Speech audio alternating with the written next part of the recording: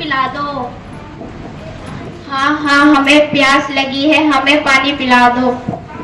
जी पिताजी, जी माताजी, आप दोनों अवश्य यहीं ठहरिए, मैं आपके लिए पानी लेकर आता हूँ।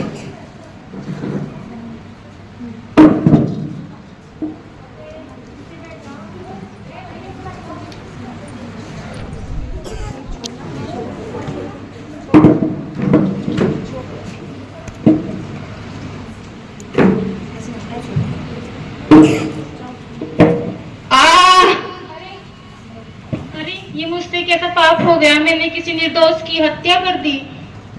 कौन हो तुम जिसने मुझ जैसे निरपराधी प्राणी की हत्या की? पुत्र, मैं अयोध्या नगर का राजा दशरथ हूँ, किंतु अनजाने में मुझसे तुम्हारे मृत्यु हो गई। मैं अपने बूढ़े माता पिता का एक लौता पुत्र श्रवण हूँ। मेरे माता पिता यहाँ से कुछ दूरी पर एक वृक्ष के नीचे बैठे हैं। कृपया करके आप ही जल्दी जाकर उनकी प्यास मिटाएं।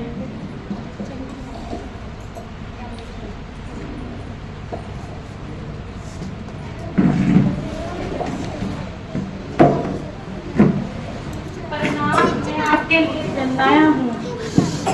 कौन हो तुम? प्रणाम, मैं आपके लिए जल लाया हूँ, किंतु आप जलपान कर लीजिए। कौन हो तुम? हमारा पुत्र श्रवण कहाँ है? मुझे क्षमा कर दीजिए, अनजाने में मुझसे तुम्हारे पुत्र श्रवण कुमार की मृत्यु हो गई, मुझे क्षमा कर दीजिए। नहीं, ऐसा नहीं हो सकता। मैं जैसे हमारे आप देती हूँ, जैसे हमारे अंतिम समय में हमारा पुत्र हमारे साथ नहीं है, ऐसे ही तुम्हारे अंतिम समय में तुम्हारा पुत्र तुम्हारे साथ नहीं होगा। ये एक बूढ़ी लाचार माँ का श्राप है तुम्हें। नहीं, मुझे क्षमा कर दिए, मुझे क्षमा कर दियो, मुझे क्षमा। दशरथ चिंतित होकर महल की तरफ जाते हैं और उन्हें तीनों रानियां देखने के लिए आती हैं।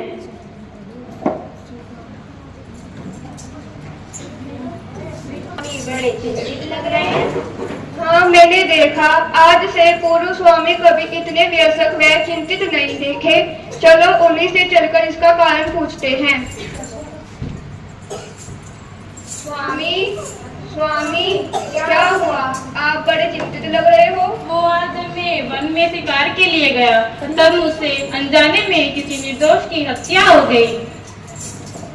क्या? ये तो बहुत बुरा हुआ। मुझे उस पाप से ज्यादा उस श्राप की चिंता है। श्राप? कैसा श्राप स्वामी? जो मुझे श्रवण के बूढ़े माता पिता ने प्राण त्यागने से पूर्व दिए।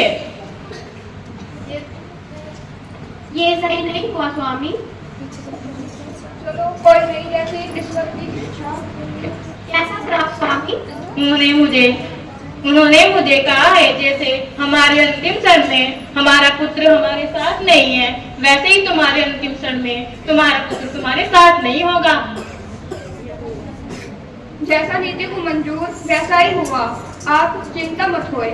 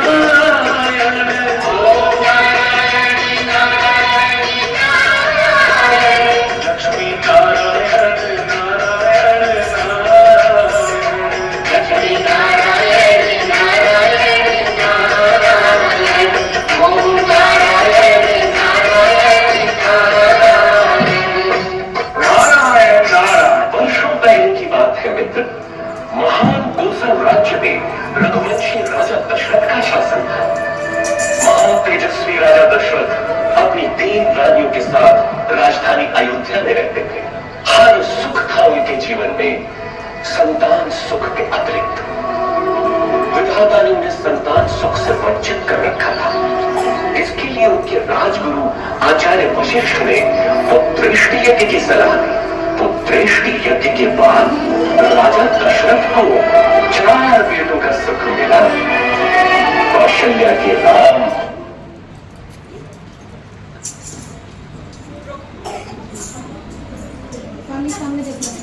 महाराज महाराज, एक बहुत बड़ी खुशखबरी है। मंत्रा, आपकी तीनों रानियों ने 4 पुत्रों को जन्म दिया है। क्या? ये तो बहुत बड़ी खुशखबरी की बात है। पूरे नगर राजा में, पूरे नगर में मिठाई बांटी जाए और जश्न मनाया जाए। ठीक है। ये लो तुम्हारा हार, ये लो तुम्हारा उपहार।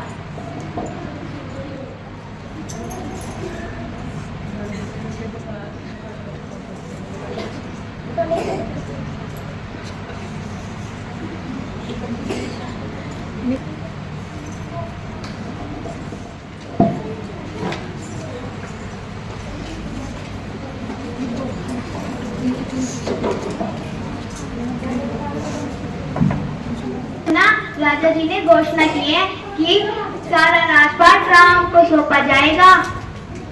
हाँ मंत्रदाई, तो मैं जानती हूँ, इसमें आश्चर्य की क्या बात है? ये तो अच्छी बात है ना। मेरी बोली के कही, तू कितनी बोली है। क्या तुझे याद है, अगर एक बार राम राजा बन गया, तू और तेरा पुत्र उनके दासी बनकर रह जाओगे। नहीं, मेरा राम मेरे साथ कभी ऐसा नहीं करेगा।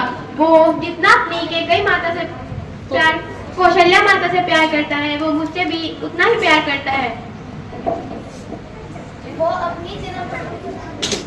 अपनी जन्मदात्री माँ का ही सगा होगा। तू देखती रहना। चल मैं तेरे लिए खाना ले आती हूँ।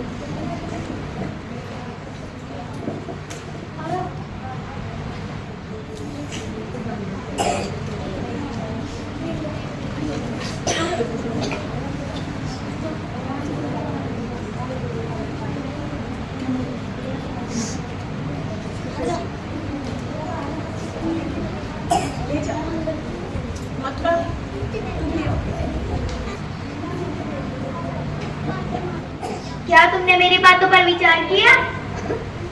हाँ मंत्रदा, मैं सोच तो रही थी, पर तुम ही बताओ मैं क्या करूँ।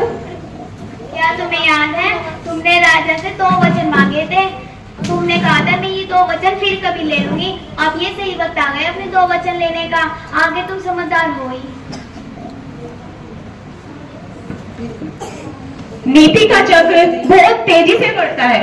नीति का चक्र बहुत तेजी से बढ़ रहा है। राम का कल राज्याभिषेक होना था, पर मंथरा ने तो केकई के कानों में अलग ही विष डाल दिया। अब केकई दशरथ से अपने 2 वचनों की मांग करेंगी। आगे का दृश्य देखते हैं।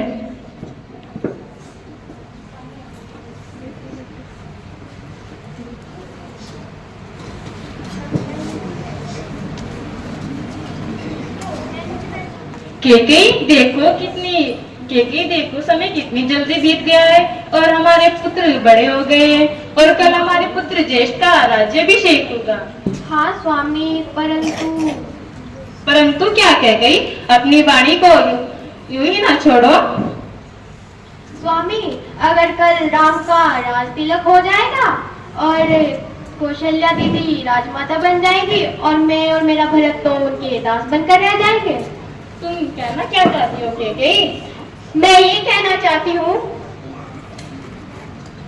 मुझे 2 वचन चाहिए जो आपने मुझे देने के लिए कहे थे। कौन से 2 वचन केकई? मेरा पहला वचन ये है कि राम को कि कल भरत का राज तिलक होगा और मैं राजमाता बनूंगी। और मेरा दूसरा वचन ये है कि राम को 14 साल का वनवास दे दीजिए। क्या? फिर राम का क्या होगा केकई? राम को 14 साल का वनवास दे दीजिए।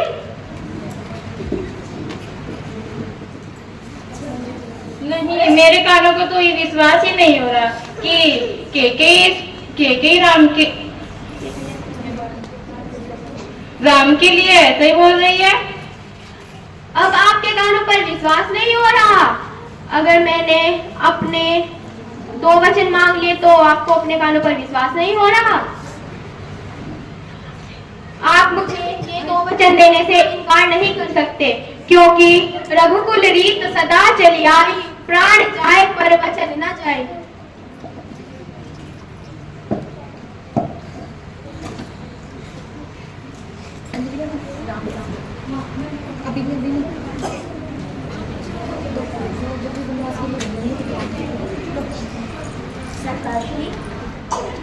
क्या हुआ पिताश्री, आप बड़े चिंतित व्यतीत हो रहे हैं। राम, आपकी केकई माता ने मुझसे 2 वचन मांग लिए। केकई माता के वचन की वजह से आप चिंतित हैं?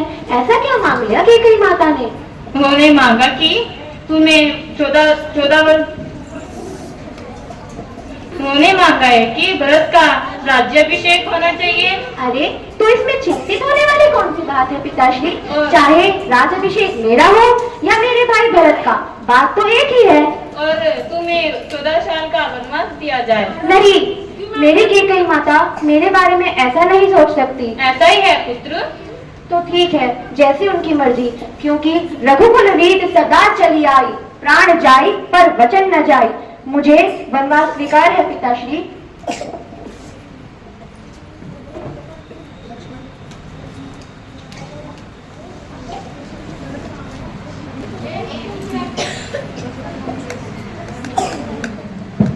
क्या हुआ भैया, आप बड़े चिंतित दिख रहे हैं। चिंतित नहीं तो हमारे लिए कितनी खुशी की बात होगी ना, जब कल हमारे भाई भरत का राज तिलक होगा। भरत भैया, नहीं, कल तो आपका राज तिलक होगा। अरे लक्ष्मण, चाहे राज तिलक मेरा हो या भरत का, बात तो एक ही है। आखिर हम चारों हैं तो भाई ना। नहीं भैया, ऐसा नहीं हो सकता। राज तिलक तो ज्येष्ठ पुत्र का ही होता है और वही राजा बनता है। अरे ऐसी बात नहीं है, चाहे राज तिलक किसी का हो, इसमें कोई भेदभाव नहीं होता। जी भैया।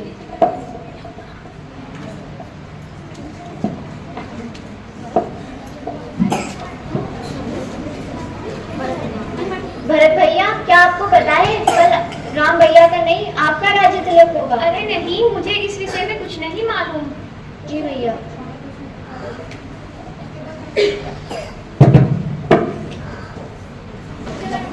पुत्र, मेरा दुर्भाग्य है कि मुझे तुम्हें वनवास भेजना जा रहा हूँ। मुझे माफ कर दो पुत्र, मुझे माफ कर दो।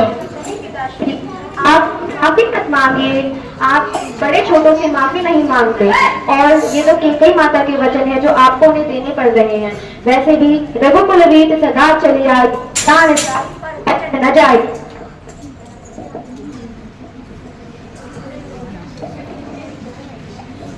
भैया, मैं भी आपके साथ चलूंगा।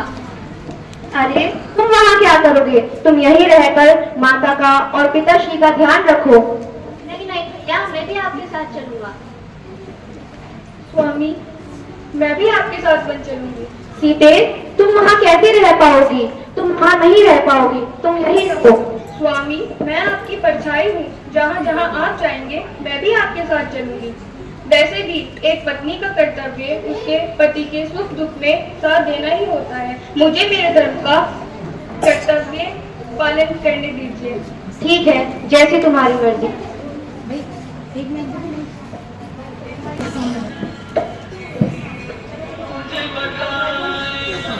राह से चल के